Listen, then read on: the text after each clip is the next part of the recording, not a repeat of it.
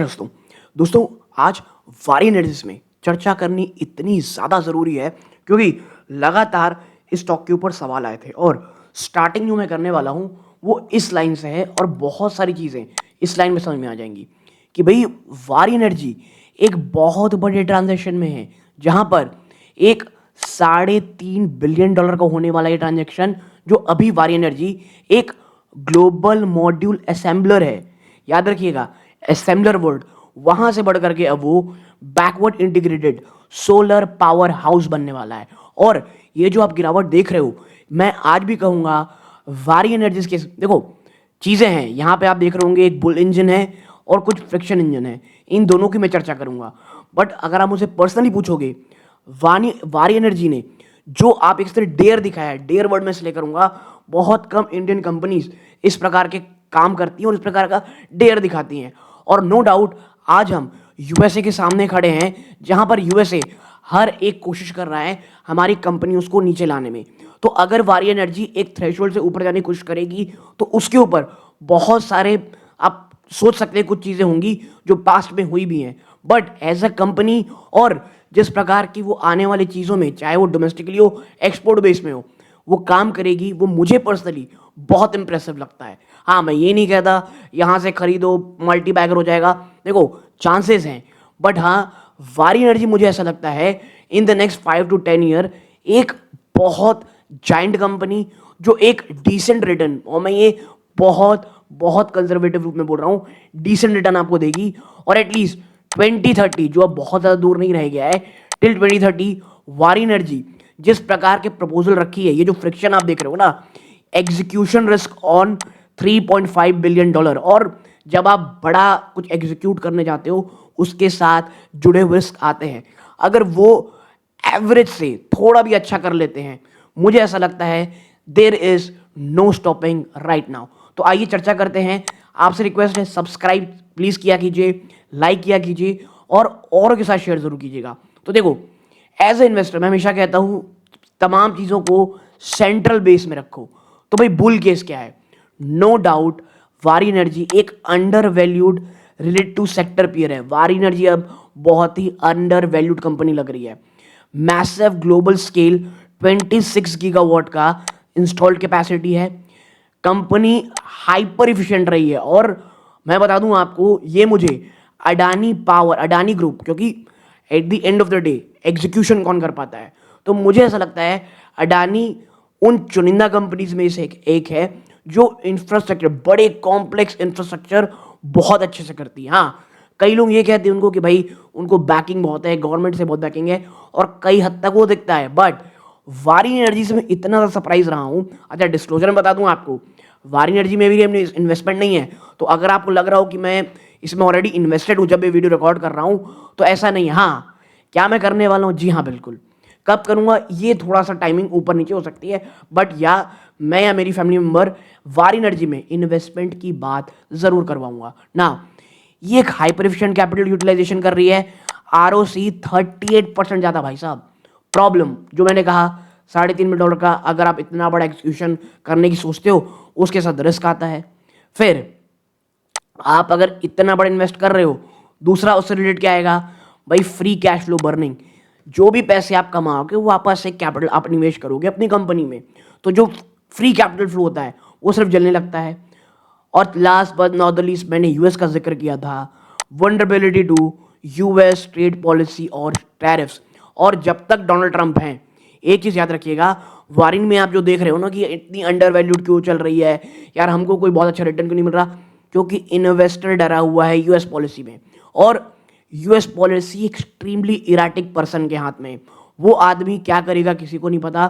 मैं बता दूं अभी खबर आ रही है 50% का टैरिफ वो ऑलरेडी भाई साहब कनाडा में लगा है। कनाडा में जो उनका सबसे अच्छा एलाई पार्टनर जो भी वो अंग्रेजी वर्ड यूज करते हैं, और 200% टैरिफ जेनरिक मेडिसिन में लगाए जाने की बात कर रहे हैं, अभी नहीं अगस्त 2028 में। तो ये भाई साहब इतने ज्यादा एक इराटिक पर्सन, तो ये प्रॉब्लम वारी के साथ हमेशा रहेगी।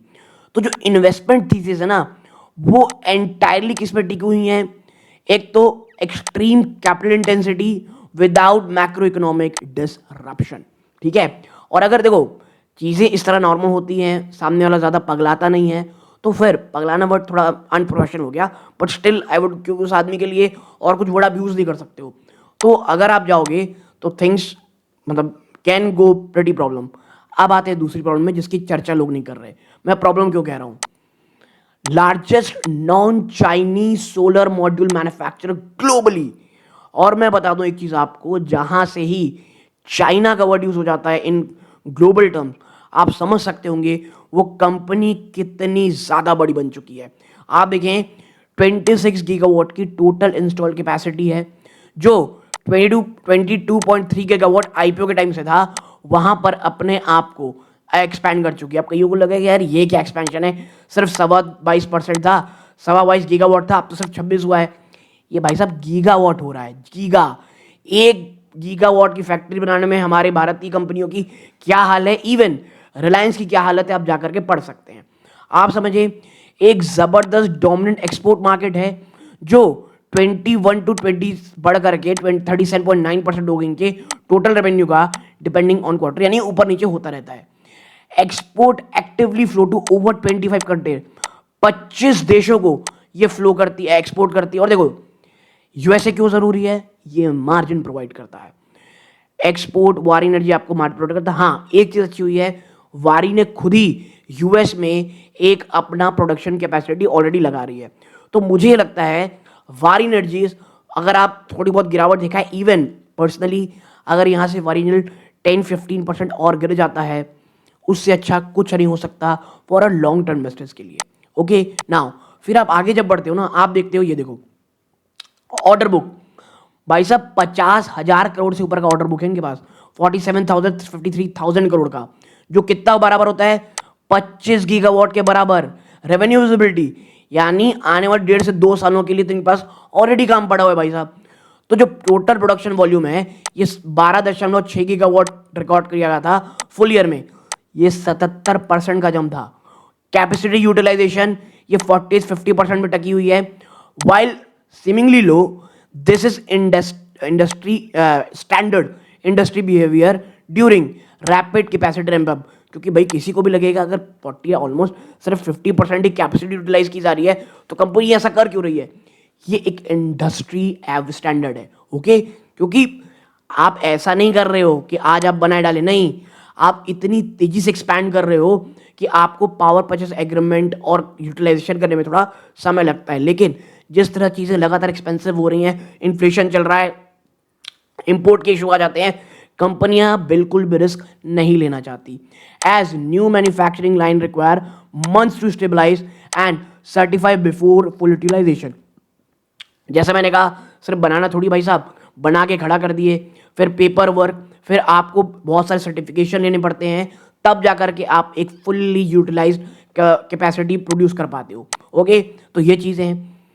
फिर आगे बढ़ते हैं, देखिए कैपिटल इफिशिएंसी आरओसी 38.78% का है, highly efficient capacity utilisation in the core module business.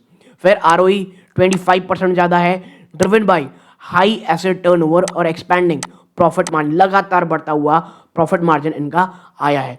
फिर डेट इक्विटी ऑलमोस्ट कम है, यानी बैलेंस शीट बहुत ज़्यादा लेवरेज नहीं है, तो जो इंटरेस्ट जो इनको पे किसी कंपनी को करना पड़ता है, इन्हें उतना नहीं करना पड़ता। कोई प्लेज परसेंटेज नहीं है। पेट्रोस्की स्कोर 5 है भाई साहब, जो कि stable, largely dragged by working capital cash flow. थोड़ी कम क्यों हुई है? क्योंकि जो वर्किंग कैपिटल है वो कहीं ना कहीं थोड़ा सा रुकता दिखाई दे रहा है। अर्निंग पावर ट्रेन 12 मंथ में पैट देखोगे आप 3,762 करोड़ रुपीज का है, और जो लेटेस्ट क्वार्टरली पैट आया इनका, वो 934 करोड़ से बढ़ करके 1,126 करोड़ में आया है। 60 से 70% का ईयर ऑन ईयर ग्रोथ यहां देखने को आपको मिल रही है। फिर नेक्स्ट आप चलते हो, अब अंडर वैल्यूड वारियो क्यों कहा जा रहा है? भाई साहब 20 से लेकर के 22 के बीच के पी में चल रही है, ठीक है। जो ब्रॉडर कैपिटल गुड और रिन्यूएबल सेक्टर की भी है, वो 45 से 50% में है। कितनी ज्यादा अंडर वैल्यूड है, पैग रेशियो 1 से भी कम है, सीवियरली अंडर वैल्यूड, 60% ज्यादा प्रॉफिट ग्रोथ देखने को मिल रहा है ये कंपनी में। तो ये चीजें हैं, मार्केट ना एक्टिवली प्राइस कर रहा है। एग्जीक्यूशन देखो, मार्केट को क्या डर लग रहा है, ऐसा नहीं है कि मार्केट नहीं दिख रहा है या आपको मुझे इस चीज समझ में आ रही, नहीं, मार्केट किससे डरा हुआ है? ये जो आने वाले से जो कैपेक्स साइकिल आने वाला है ना, उसके साथ बहुत सा रिस्क है। और मैं इसीलिए कह रहा हूँ वारी एनर्जीज के सामने बार बार एक ही रिस्क की बात कही जा रही है जो आपको भी दिमाग में रखनी है। क्या वो जो कैपेक्स साइकिल इतना बड़ा करने वाली हैं उसे काम कर पाएंगी? अगर वो कर पाई तो मैं बता दूं आपको, आप जिस प्रकार की रैली वारी एनर्जी में देखने वाले हो वो और किसी में आपको देखने को नहीं मिलेगी। लेकिन this creates a compelling margin of safety for investor willing to weather the transaction. ठीक है, तो यही चीजें हैं जो परेशान करी, वरना उसको अगर आप हटा दोगे तो वारी एनर्जी के पास ऐसे कोई बहुत प्रॉब्लम नहीं है जो मैं आपको बता पाऊं ना। आप देखें अभी क्या स्टेटस है, करंट स्टेटस वॉरी 1.2 का। भाई ये मॉड्यूलर असेंबलर है, एक्सटर्नल सप्लाई चेन चाइना वाला माल दे रहा है, जो ये वॉर चल रही है उसके कारण कुछ चीज़ें प्रॉब्लमेटिक हो रही हैं उस कारण परेशान रहता है। बट सामने क्या है, वारी 2.0 फ्यूचर स्टेट पूरी तरह से backward integrated power house company बनेगी। $3.5 बिलियन का, 29,000 करोड़ रुपए का, जी हाँ 29,000 करोड़ रुपए का ये पूरा पूरा कैपेक्स प्लान है। आपके सामने है, खुद ही इन हाउस सोलर ग्लास बनाने जाने की बात कही जा रही है। 10 गीगावाट का इनगोट और वेफर फैसिलिटी खुद के घर में बनाएंगे, इन हाउस खुद के घर में सेल प्रोडक्शन करेंगे और वो बैटरी भी खुद बनाएंगे जहां पर उस एनर्जी को स्टोर किया जा सके। यानी fully functional, fully backward integrated company. और मैं इसीलिए कह रहा हूं अगर ये कामयाब हो पाए then there will be no stopping for Waaree Energies. और निवेशक इसी को लेकर के थोड़ा डरे हुए हैं। तो जो ये स्ट्रक्चरल शिफ्ट है ना, ये फ्यूचर मार्जिन को अगेंस्ट चाइनीज डंपिंग और जो सप्लाई चेन कहीं ना हो जाए। क्योंकि देखिए अगर आप चाइना के सामने खड़े हो रहे हैं, चाइना एक ही काम करेगा, आपको माल भेजना छोड़ देगा। तो उसी के खिलाफ यहाँ पे वारी खड़ी हो रही है, उसी के खिलाफ वारी खड़ी हो रही है यूएस में कि वहाँ खुद के प्लांट बना रही है। और मैं इसीलिए कह रहा हूँ ये एक बहुत ही ज़बरदस्त चीज़ है। नाउ एक्शन कर्व देखो, रेवेन्यू ग्रोस ब्लॉक एसेट ये ऊपर, और जब आप कैपेक्स करते हो ना तो कहाँ आता है, कैश फ्लो में प्रॉब्लम। देखिए कंपनी डिविडेंड देती नहीं, और मुझे पर्सनली वो कंपनियां जो बहुत ज़्यादा कैपिटल इंटेंसिव होती हैं, जो आगे बढ़ने वाली हैं, अगर वो डिविडेंड देने लगती हैं उस समय समझ जाओ डर का माहौल है। बट ये नहीं दे रही, इट्स अ गुड थिंग। देखो जब आप एग्रेसिवली बढ़ते हो ना from single digit gigawatt to 26 gigawatt plus नए वेफर सेल वेफर फैसिलिटीज, तो ये क्या बताते हैं कि भाई जो फ्री कैश फ्लो है उसमें प्रेशर रहेगा 3 से 5 सालों में। और यही एक चीज़ है जो वारी एनर्जी है। और कैश फ्लो रहेगा मतलब वारी एनर्जी को लगातार सही मामलों में कैश जनरेट करना पड़ेगा। अगर कैश जनरेशन प्रॉब्लम हुई तो प्रॉब्लम आएगी। देखिए एक चीज़ मैं बता दूं आपको, सपोज कभी प्रॉब्लम आ भी जाती है, कंपनी आज भी डेट फ्री है, वो कर्जे उठा सकती है, आज भी वो नहीं उठा रही है, खुद के कैश फ्लो से काम कर रही है, ये एक बहुत अच्छा काम है। ठीक है, strong operating cash flows are immediately devoured by capital progress work in progress. ठीक है, तो भैया धंधा वापस पैसे वापस धंधे में लगाना, विच इज गुड। नाउ अब क्या है जो आपको समझना है, देखिए fixed asset highlight the explosion of gross block and CWIP, जो स्पेसिफिक प्रोजेक्ट है, स्पेशली जो नई मैन्युफैक्चरिंग लाइन लगाई जा रही है गुजरात में और द यूएस टेक्सास में। जैसा मैंने कहा यूएस जान रही है आने वाले समय में हर कोई प्रोटेक्शनिज्म लगाने वाला है, but everybody needs business in US due to margin power. तो उसके लिए इन दोनों जगह उन्हें प्लान चाहिए जो कंपनी लगातार कर रही है। वर्किंग कैपिटल इंटेंसिटी देखो, इन्वेंट्री डेज ये हिस्टोरिकली बहुत हाई रहे हैं। क्यों? क्योंकि बहुत सारा सेल स्टॉक पाइल करना पड़ता है, 16 ग्लास बढ़ाना पड़ता है ताकि कोई सप्लाई चेन प्रॉब्लम नहीं। अरे जैसे मैंने पहले कहा भैया अगर इतने बड़े प्रोजेक्ट करने हैं आपको पैसे लगा के जमाखोरी करनी पड़े, hoarding to be fact to be really blunt, आपको बहुत सारे वेफर चाहिए, बिगट चाहिए, सोलर सेल चाहिए जो आपको रखना पड़ेगा। सॉरी अगर मैं प्रोनाउंसिएशन कुछ गलत किया। Debtor days are moderately stretch due to the milestone based payment cycle of B2B EPC। देखो कुछ डेबिटर डेज यानी जो पैसे आने में देरी हो रही है, क्योंकि ये जो इनके जो बड़े प्रोजेक्ट होते हैं वो माइलस्टोन बेस पे पैसे मिलते हैं, तो भी कभी कभी ऊपर नीचे हो जाता है। और मैं इसीलिए आपसे कह रहा हूँ अगर आप बहुत ज़्यादा कंजर्वेटिव आदमी हो तो वारी से दूर रहो, क्योंकि इस प्रकार के बड़े बड़े प्रोजेक्ट करने में भाई साहब कुछ बीच में इश्यूज आते ही हैं। और अगर उसके बैलेंस अगर कुछ प्रॉफिट में कमी आई और स्टॉक में अगर कोई सीवियर गिरावट आ गई तो आप अगर डर कर बोले यार ये तो बकवासी स्टॉक है, तो स्टॉक से आपको दूर रहना है, क्योंकि आप एक बहुत ही ज़्यादा निवेश वाली कंपनी में पैसे लगा रहे हो दोस्तों। ठीक है, तो ये पूरी जानकारी आपके साथ रखनी थी मुझे। आपको ये वीडियो कैसा लगा प्लीज़ बताइएगा, चैनल सब्सक्राइब जरूर कीजिएगा। टू बी फ्रैंक, वारी energy is a good stock, लेकिन ये थोड़ा सा ना हाई रिस्क वालों के लिए है। और इशू यही है कि प्रोजेक्ट बहुत लंबे लंबे हैं, अगर कुछ देरी होती है, क्या अगर प्रॉफिट जनरेट करने में प्रॉब्लम होती है, तो उसका सीवियर रिएक्शन आपको स्टॉक प्राइस में दिखेगा। But for a longer term ये स्टॉक आज मुझे वारी एनर्जी बहुत बहुत ज़्यादा पसंद है। ये इस वीडियो का अंत है। जय हिंद दोस्तों।